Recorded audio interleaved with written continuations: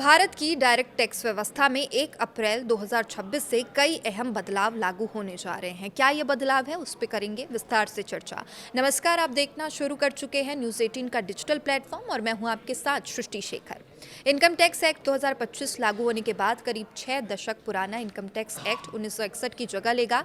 नए कानून में भाषा को पहले से ज़्यादा सरल बनाया गया है और बजट 2026 में घोषित प्रस्तावों को ही लागू किया जाएगा। तो टैक्स एक्सपर्ट्स का कहना है कि इन बदलावों का मकसद टैक्स नियमों को आसान बनाना है, जिससे निवेशकों, कारोबारियों और आम करदाताओं को सहूलियत होगी। चार्टर्ड अकाउंटेंट सुरेश राणा के मुताबिक income tax act 2025 direct tax systems के में ढांचे, अवधारणा और प्रक्रिया से जुड़े कई अहम बदलाव लेकर आ रहा है। नए कानून के तहत टैक्स ईयर का नया कॉन्सेप्ट लाया जा रहा है और इससे पहले इस्तेमाल होने वाला प्रीवियस ईयर और असेसमेंट ईयर की व्यवस्था की जगह लेगा। और एक्सपर्ट का कहना है कि बदलाव का मकसद टैक्स सिस्टम को आसान बनाना है, ताकि आय कमाने की अवधि और उस पर टैक्स लगाने की अवधि को एक ही शब्द में समझाया जा सके। इनकम टैक्स स्लैब में कोई बदलाव नहीं है। नए कानून में व्यक्तियों के लिए पुरानी और नई दोनों टैक्स व्यवस्था के इनकम टैक्स में कोई बदलाव नहीं किया गया। इसका मतलब यह है कि व्यक्तिगत आयकर का बोझ फिलहाल पहले जैसा ही रहेगा और टैक्स पेयर्स को दरों के स्तर पर किसी नए बदलाव का सामना नहीं करना पड़ेगा। अब ITR फाइल करने की तारीखों में बदलाव की बात कही जा रही है। इनकम टैक्स रिटर्न यानी ITR फाइल करने की समय सीमा में बदलाव किया गया। सरकार ने उन करदाताओं के लिए समय बढ़ाने का प्रस्ताव किया है जो बिजनेस या प्रोफेशन से जुड़े हैं और जिनके खातों का ऑडिट जरूरी नहीं होता। नई व्यवस्था में ऐसे करदाताओं के लिए ITR फाइल करने की अंतिम तारीख 31 जुलाई से बढ़ाकर 31 अगस्त तक कर दी गई है, यानी एक महीने का समय जो है इसमें बढ़ाया गया। हालांकि ITR 1 और ITR 2 जैसे साधारण रिटर्न फाइल करने वाले व्यक्तियों के लिए अंतिम जो तारीख है वो 31 जुलाई ही रहेगी। इसमें समय सीमा नहीं बढ़ाई गई है।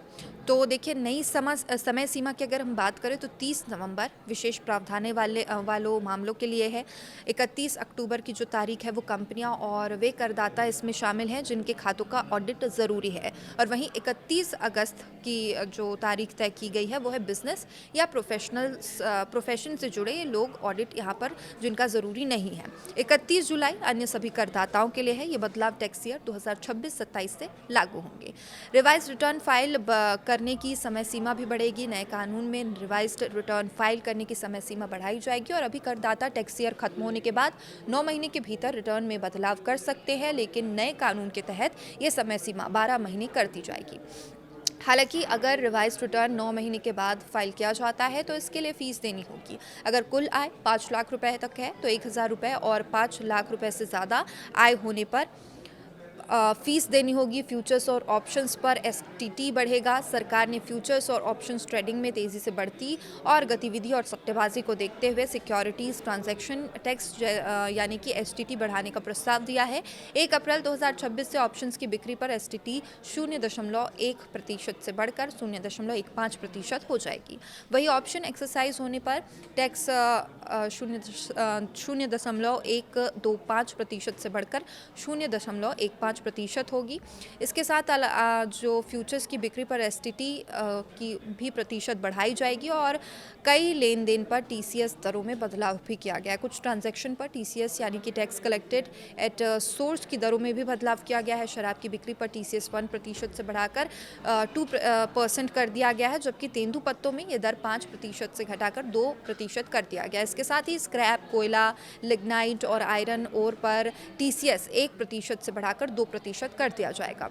लिबरलाइज्ड रेमिनेंट स्कीम यानी कि LRS के तहत शिक्षा या इलाज के लिए 10 लाख रुपए से ज़्यादा विदेश भेजी गई रकम पर TCS 5% से घटाकर 2% तक कर दिया जाएगा। हालांकि अन्य उद्देश्यों के लिए विदेश भेजे गए पैसे पर 20% TCS पहले की तरह लागू रहेगा। ओवरसीज टूर पैकेज पर भी बदलाव किया गया है और पहले की तरह 2 अलग अलग दरों की जगह अब 2% TCS लागू होगा। मोटर वाहन और अन्य लग्जरी सामान की बिक्री पर 1% TCS पहले की तरह जारी रहेगा। ऑफिस जाने आने के खर्च पर टैक्स नहीं लगेगा।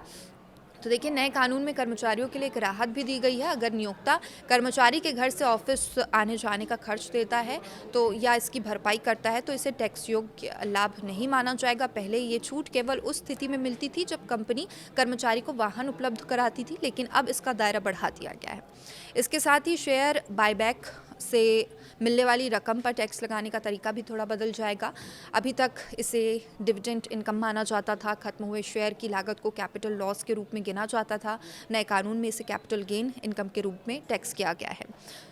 तो एक्सपर्ट के मुताबिक इस बदलाव से प्रमोटर्स पर टैक्स का असर पड़ सकता है। उन पर प्रभावी टैक्स करीब 30% तक पहुंच सकता है। वहीं प्रमोटर कंपनियों पर करीब 22% टैक्स लग सकता है, जिसमें सरचार्ज और सेस शामिल नहीं है।